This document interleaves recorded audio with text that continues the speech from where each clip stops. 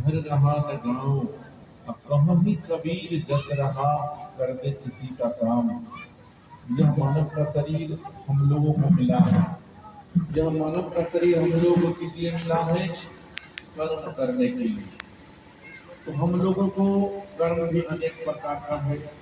जो चोरी भी करता है वह भी एक कर्म है, जो हत्या करता है वह भी कर्म है। लेकिन हम लोगों को वैसा कर्म नहीं करना है। हम लोगों को ऐसा कर्म करना है जिससे समाज का कल्याण हो जाए, जिससे देश का कल्याण हो जाए।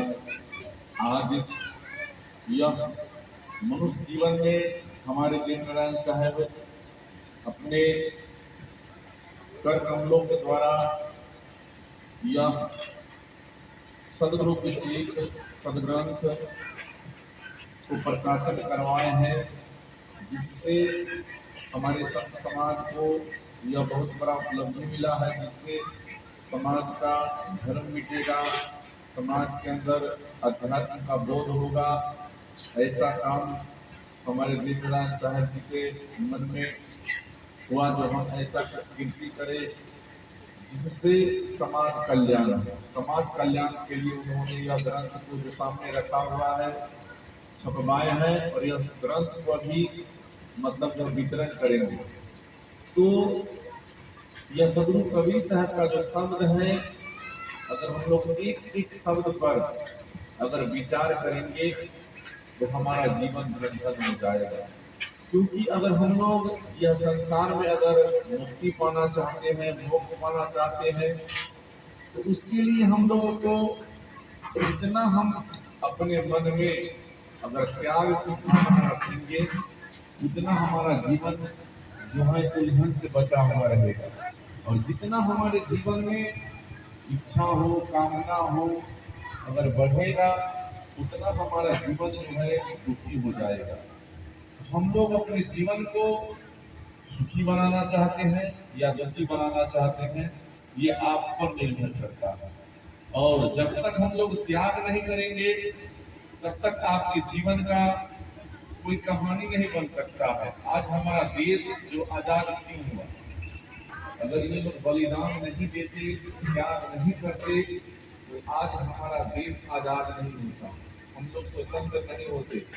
इसी प्रकार अगर हम लोग हर आदमी चाहे तो क्या नहीं हो सकता है? अगर चाहे तो आपका समाज जो है सत्संगी बन सकता है, लेकिन पूरा समाज सत्संगी बन सकता है। लेकिन उसके लिए हम लोगों को मन में चाहत होना चाहिए, मन में तमन्ना होना चाहिए, तब होगा। और उसके साथ साथ हमको करना भी होगा, चाहत रहने से नहीं होगा। कर्म जो है कर्म करना पड़ेगा। और इसी जीवन में आप जो चाहे कर सकते हैं। अन्य प्राणियों में, अन्य प्राणियों में चाह के भी हम भक्ति भजन सत्संग नहीं कर पाएंगे। तो हम लोग यह मन में विचार बनाए, जो सदगुरु कबीर साहब जो शब्द है उसको हम लोग अपने जीवन में उतारे, कथनी करनी में लाए। अगर कथनी करने से अगर कल्याण होता तो कर्म करने की जरूरत नहीं होता। इसलिए हम लोगों को कर्म करने के लिए कथनी को छोड़ना पड़ेगा। तो हमारा विचार कीजिए, यह मनुष्य जीवन को हम कहाँ लगाए और किस क्षेत्र में लगाए। जैसे हम लोग भौतिक जीवन में देखते हैं, जो 1 से लेकर 10 तक हम लोग पढ़ते हैं, जिसमें कोई क्षेत्र नहीं है। 10 के बाद किसी को डॉक्टर बनना है, किसी को इंजीनियर बनना है, किसी को कलेक्टर बनना है, कोई ना कोई अपना एक दिशा लेके चलता है।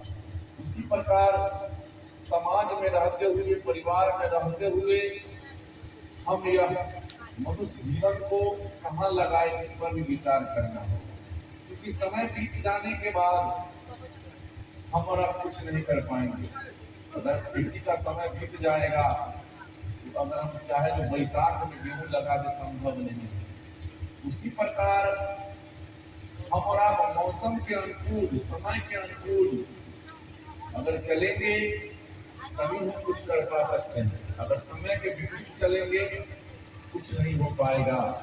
इसलिए हम लोग विचार करें, जो यह मनुष्य का शरीर किस लिए मिला है।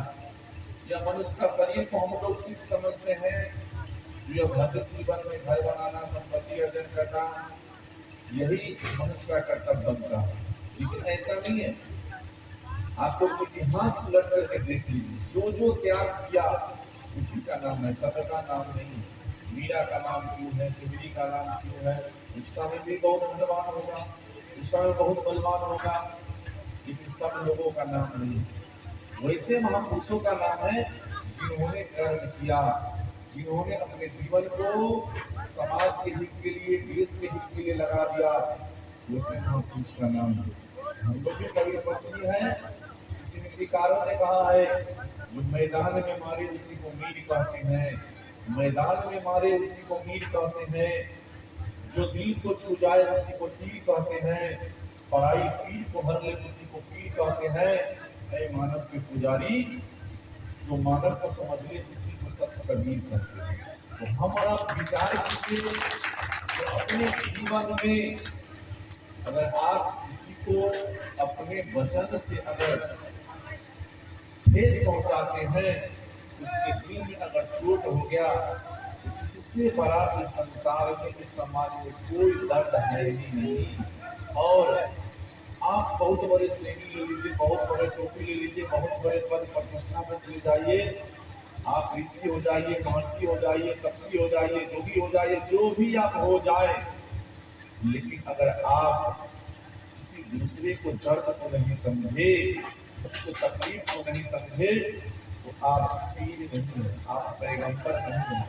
इसलिए हम लोगों को, और सदगुरु कबीर साहब यह संसार में क्यों आए थे? धर्म को चुराने के लिए। अगर जो जो धर्म लगाता है वह सदगुरु कबीर साहब के शब्द के विरुद्ध है। हम लोगों को धर्म नहीं लगाना है, हम लोग मानव से प्रेम रखे, मानव से श्रद्धा रखे, मानव के प्रति दया रखे, यही मनुष्य का कर्तव्य बनता है। क्योंकि हम लोग, किसी नीतिकारों ने कहा है, मैं सच्चे पथ का राही हूँ, मैं सच्चे पथ का राही हूँ, कह सकता दिन को रात नहीं, ईमान बेच दूं दो टुकड़े पर, ये मेरे बस की बात नहीं। लेकिन हम लोग विचार कीजिए, 100 रुपया में अपना ईमान बेच देते हैं, एक कप चाय में अपना ईमान बेच देते हैं, एक जो है चंद सिक्कों के कारण हम पलट जाते हैं। आपका ईमान कहाँ गया? हम लोग रात दिन सतनाम मतलब कहते हैं, सतनाम का चर्चा करते हैं, राम नाम सत्य कहते हैं, कहने भरी कह देते हैं, लेकिन जब पीछे जाते हैं तो हम लोग सारा चीज झूठ हो जाता है। और जो हमारा अकेले में जो करते हैं वह सब वही पाप बनता है, और जो समाज के आगे, सत्संग के आगे जो हम लोग करते हैं वह सत्य है। तो सत्य को हम लोग अपने मन में धारण कीजिए, अपने विचार में धारण कीजिए, तब हम लोग सत्संगी है। और यह सत्संग इसलिए किया गया है, धर्म को निवारण करने के लिए। अगर हमारा और आपका सत्संग से धर्म निवारण नहीं हुआ, और सत्संग सुनकर के हमारे परिवार में, हमारे अंदर कुछ अच्छा नहीं हुआ, हमें परिवर्तन नहीं हुआ, तो फिर सत्संग में आने से, सत्संग सुनने से, सत्संग का मतलब परिवर्तन हो जाना, शब्द में समाहित हो जाना। अगर ऐसा हम लोग करते हैं तो हम हकीकत में सत्संगी है। अगर सुन लिया कि सत्संग में बैठे हुए और यहाँ से उठ के गए, तो पड़ोसी से झगड़ा होने लगा, आप उसको मारने लगे, तो फिर आपका सत्संग कहाँ चला गया? सत्संगी आप नहीं, सत्संग वहां से खत्म हो गया। और हम सत्संग नहीं सुनते हैं, लेकिन हमें अगर क्षमता है तो आप सत्संगी नहीं, हम सत्संगी।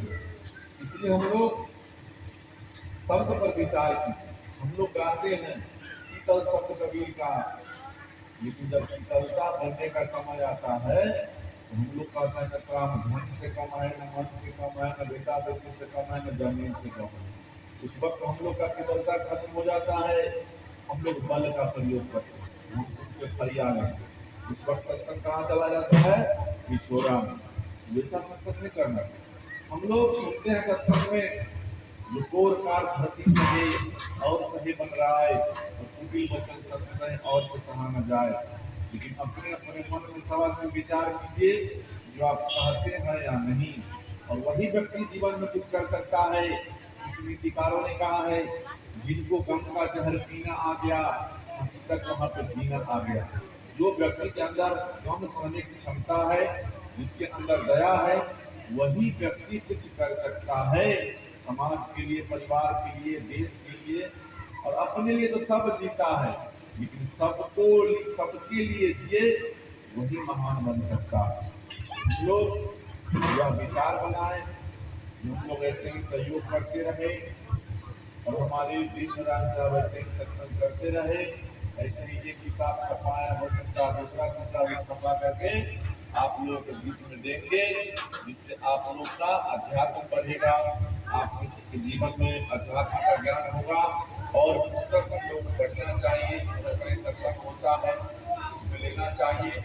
और समाज की सत्संग कराने वाले की